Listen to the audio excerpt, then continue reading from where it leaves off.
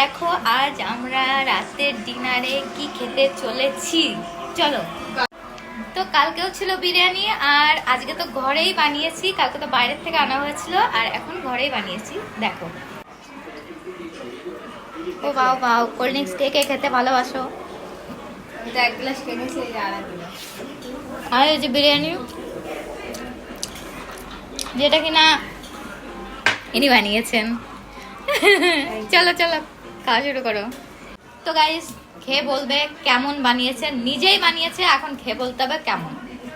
তো থোড়া তারিফ কিয়া যায়। কেসা? ভালো লাগছে। ভালো লাগছে? আরে বাহ, দারুন। দারুণ দারুণ।